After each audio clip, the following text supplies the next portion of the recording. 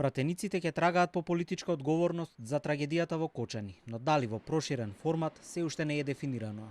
Собранискиот спикер Африм Гаши на денешниот брифинг кажа дека побарал да има само една анкетна комисија, но остава простор партиите да се договорат меѓусебно. Иницијативите на власти и на опозицијата за анкетна комисија утре се на пленарна седница и на нив е да се договорат дали ќе ги спојат во една за поголема ефикасност.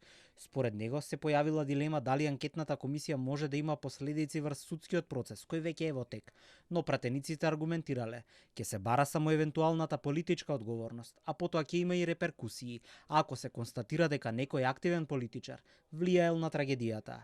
Гаши вели дека и тоа е еден од потпишаните на иницијативата за една анкетна комисија за сите трагедии низ годините.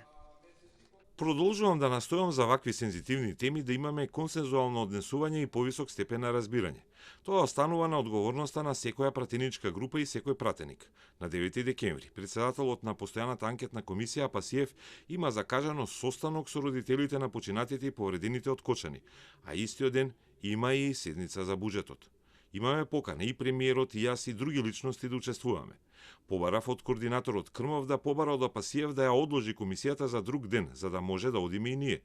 Не знам како ќе одлучи и тоа е негово право. Никој од пратениците не треба да биде ставен во искушение да бира каде да присуствува. Додека трае обидот за постигнување на консензус по ова прашање, паралелно се одвиваат и другите процеси во законодавниот дом. На брифингот со медиумите спикерот информираше и за Бадентеровото мнозинство. Во моментов власт има 14 немнозински пратеници и им недостасуваат уште 6 мина за Бадентер. Гаши вели дека е менлива состојбата според политичките договори. Премиерот Мицкоски пак не очекува блокади на законите од реформската агенда. Што се однесува до Бадентеровото мнозинство во рамките на парламентот, тоа често пати го поврзуваат со така наречените реформски закони.